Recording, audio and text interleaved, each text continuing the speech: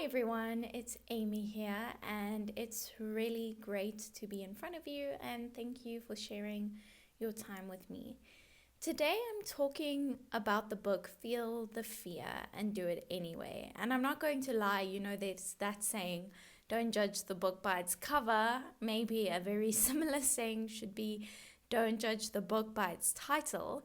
I can say that probably the biggest reason why I picked up the book and read it is because of the title. I really, really connect with this title and like it because it's acknowledging that things are scary, life will be scary. And in fact, that scariness is guaranteed. It's not an if, it's a when. And it's not about ignoring that fear or acting like you don't feel fear. It's about acknowledging it, acknowledging that the fear is there and moving forward, still taking that step. It's about bravery. And I really like that because in the end, you're going to make a lot of risks in your life. And the risks will feel scary. And I think we can all relate to not wanting to have regrets.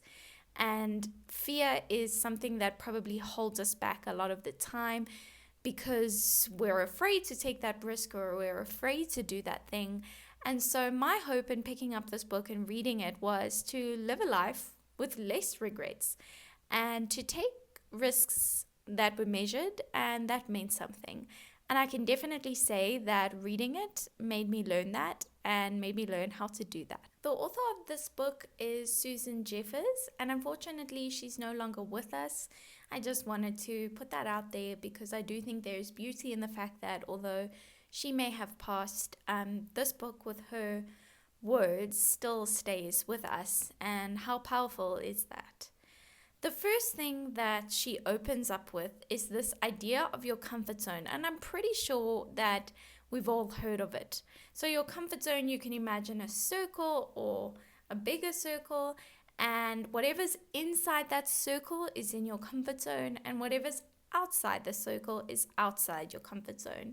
And Susan emphasizes that you shouldn't live your life within your comfort zone.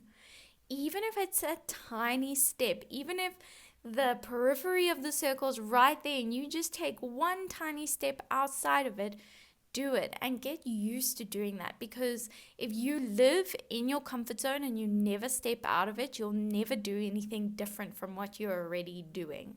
And I think a nice way of thinking about comfort zones is that everybody's comfort zone is different.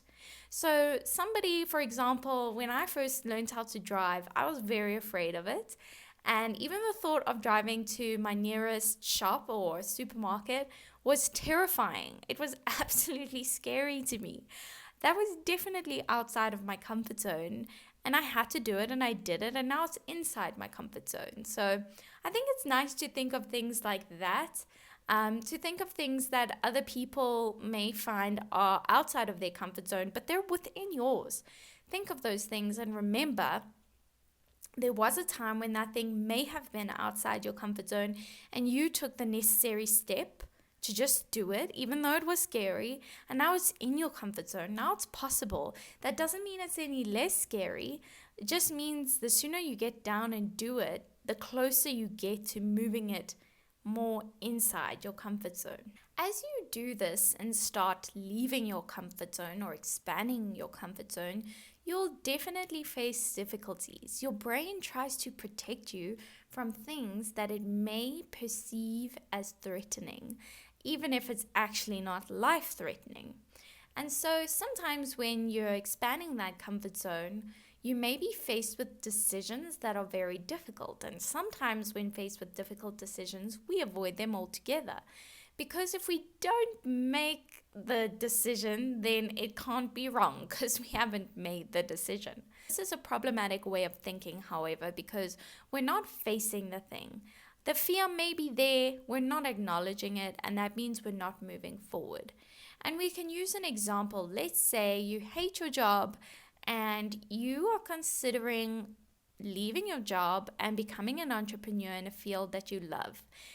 However, this weighing up of options is very intimidating to you, so you just forget about it. You just keep staying in your job and you don't face this opportunity to maybe become an entrepreneur or even to make the for sure decision to stay at your job. You're just ignoring the possibility of choosing one of these options, even if you do choose to stay. You kind of just put your head in the sand and keep doing what you usually do.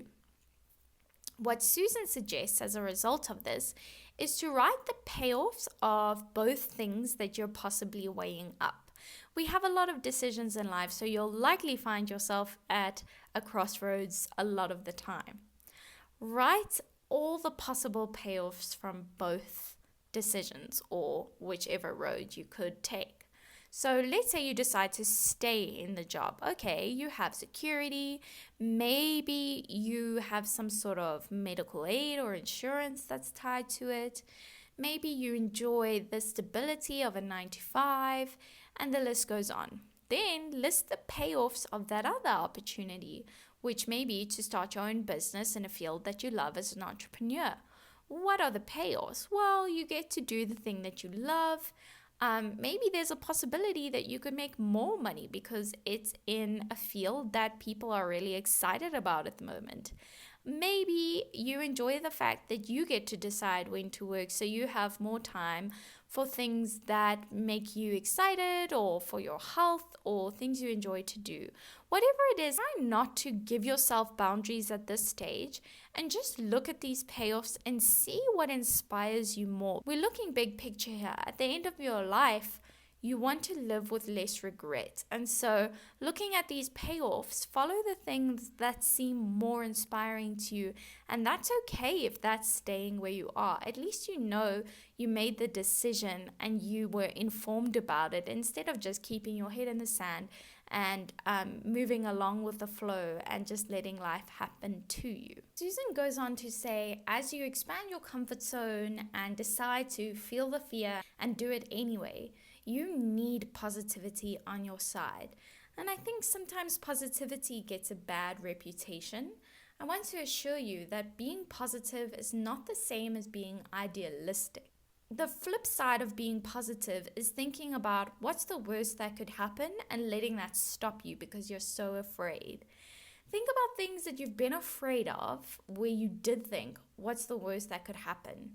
Did that worst thing happen? Maybe once in your life, but it's likely that the majority of the time, the worst thing or your worst case scenario that you came up doesn't happen. And even if it does, it's likely that you learn something pretty incredible from that.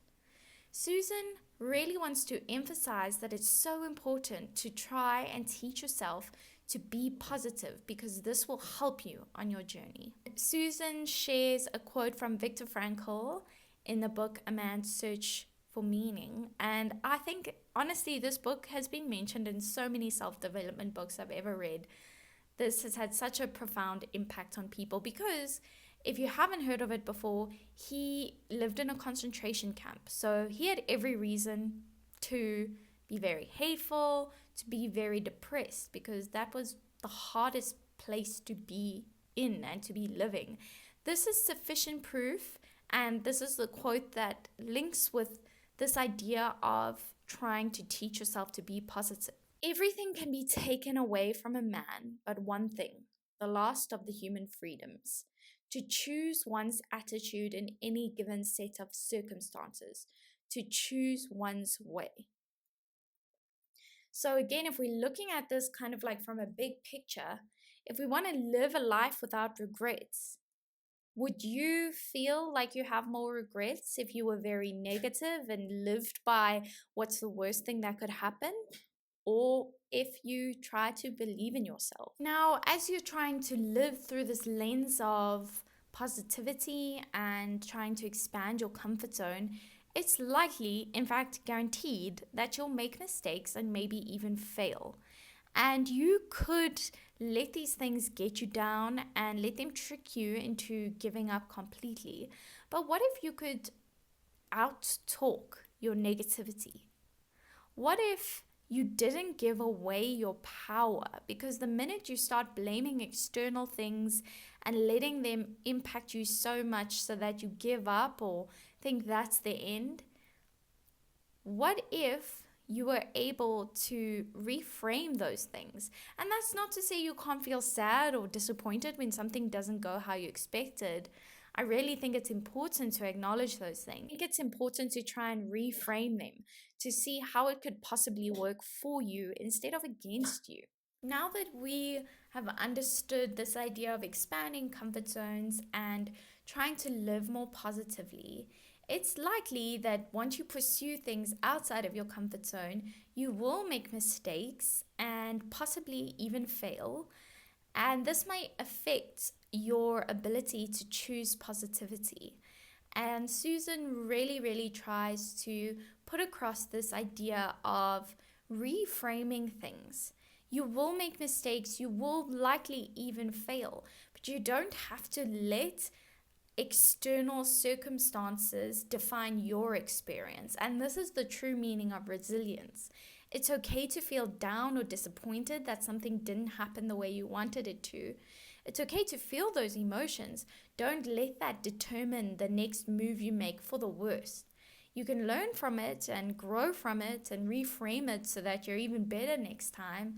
Don't let it make you more fearful. Fall down 7 times, get up 8. That's a way that you can sum up this idea of reframing things. It doesn't have to bring you down if you don't let it. That's not to say it's easy. It is just something you can practice because there are people who show incredible amounts of resilience. And you can look up stories of extreme resilience, and you'll see that it is possible. Along with this idea of reclaiming your power, really pay attention to and take note of your words. Because I believe, along with the author, that your words have significant power. There's influence in what you say. You can influence others, and also you observe what you say, and it can have a profound impact on you. So try not to be careless with your words. So instead of saying things like, it's terrible, you can try and practice this reframing down until the nitty-gritty of your words by saying, it's a learning experience. Instead of making excuses like, I can't do this, you can say, I won't do this, because you've decided you won't do this for whatever reason. It's okay, but don't say, I can't, say, I won't. Do you hear how more empowering that is? Don't say it's a problem, say it's an opportunity. That doesn't mean it's not difficult, it's just an opportunity to learn. Don't ask yourself, what will I do? Tell yourself, I can handle it.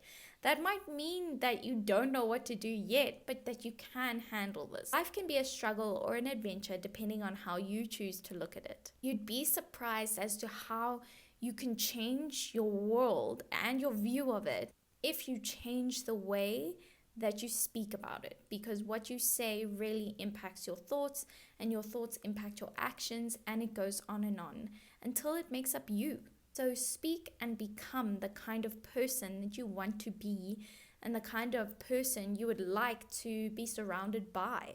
This idea of really paying attention to the words that you use can even be extended further to apply to goals or things that you want to be. So for example, let's say you want to have a new leadership position at work. Let's say you want to have a new leadership position at work.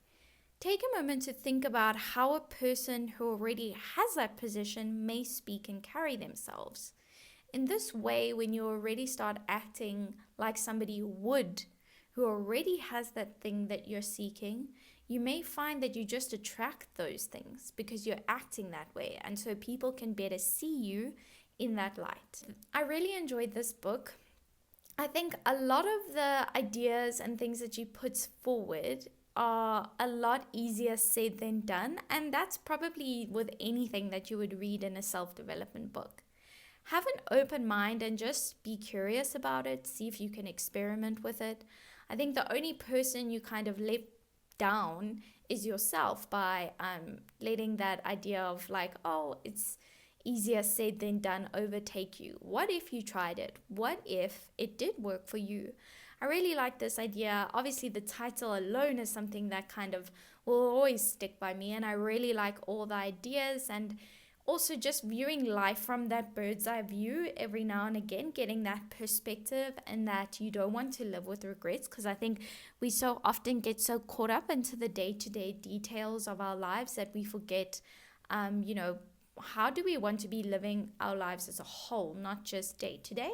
If you do have a goal and you would like to be guided on how to feel the fear and do it anyway, please leave a comment down below. I'll get back to you and it would be great to connect.